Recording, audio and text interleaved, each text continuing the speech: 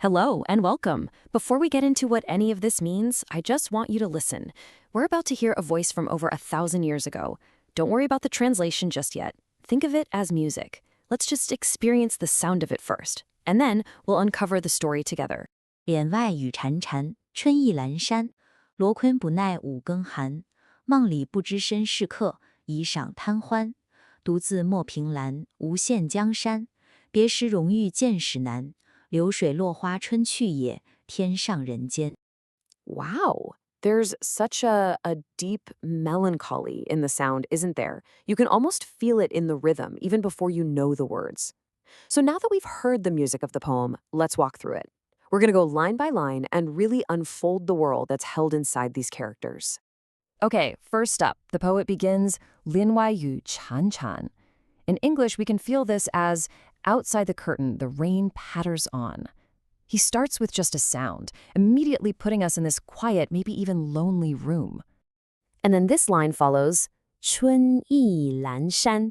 So with that sound of the rain, he adds a feeling. The feeling of spring is fading away. It's not just a rainy day. It's the end of a season, the end of warmth. In this next line, we see 罗衾不耐五更寒. Notice how that feeling becomes physical now. A silk quilt cannot endure the cold of the fifth watch. And that fifth watch, that's the coldest part of the night, right before dawn. A deep, bone-chilling cold. And here, the scene shifts. 梦里不知身是客. With this line, we leave that cold, rainy room and go directly into his mind. In the dream, I forgot I was a guest. This follows right after, 以享贪欢. And for a moment, I indulged in joy. It's this brief flash of happiness, but you can feel that it's borrowed time, can't you? A stolen moment. Then we're snapped back to reality. 多寂莫凭栏. This is a command he's giving himself, almost a desperate warning. Alone, do not lean on the railing. But why not? What's the danger? The very next line tells us, 无限江山. Because of what he would see. Before you, the limitless rivers and mountains. 别时容易见识难. This is just such a simple, heartbreaking truth. Parting was easy, but to see it again is hard. It just hits you right in the chest. 流水落花春去也. Here, the poet seems to pull all those different feelings of loss together into one single powerful image. With flowing water and fallen blossoms, spring is gone. And he ends with this final vast sigh. 天上人间. As different as heaven is from the world of men. Okay, so we have the words. We have these beautiful, sad images. But what's really driving this poem? What's the deep feeling underneath it all?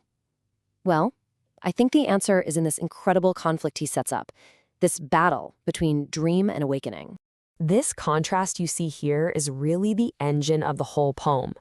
That dream he had, it wasn't a sweet escape. It was actually a kind of torture. Because for a little while, he got to forget he was a prisoner and feel like a king again. But then, bam, the cold reality of that pre-dawn hour shatters the illusion.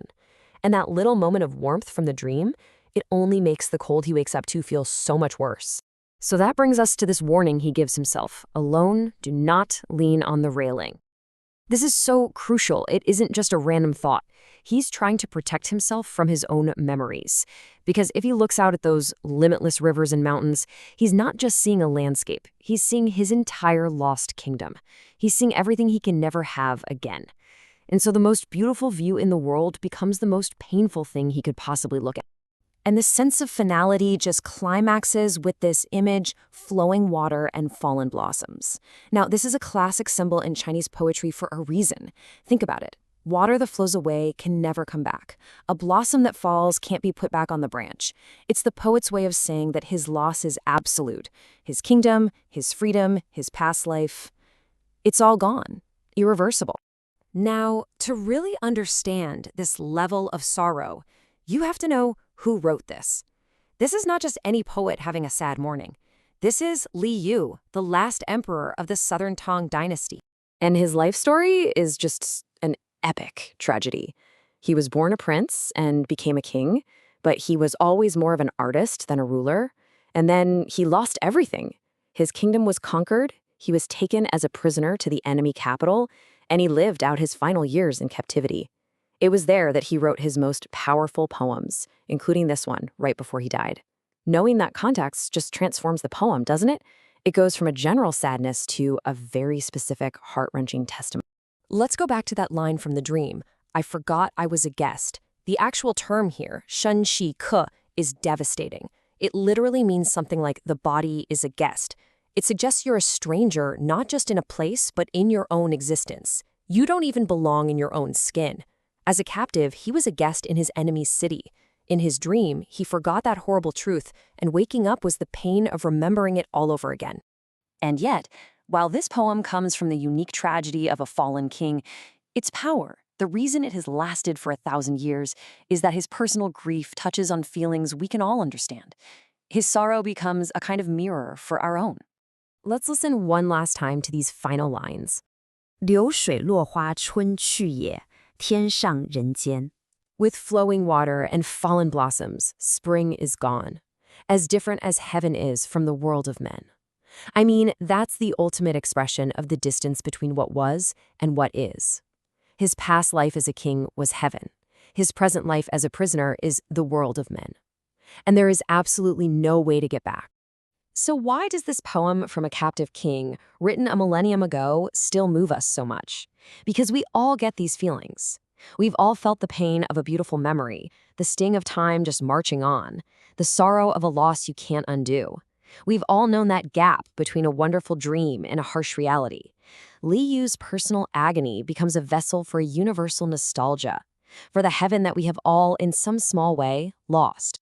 And so the poem leaves us with this lingering thought. Li Yu couldn't bear to look at the limitless rivers and mountains, because the place itself had become an unbearable memory. It forces us to ask ourselves, what's the real difference between a place and our memory of it? And which one, in the end, holds more power over us?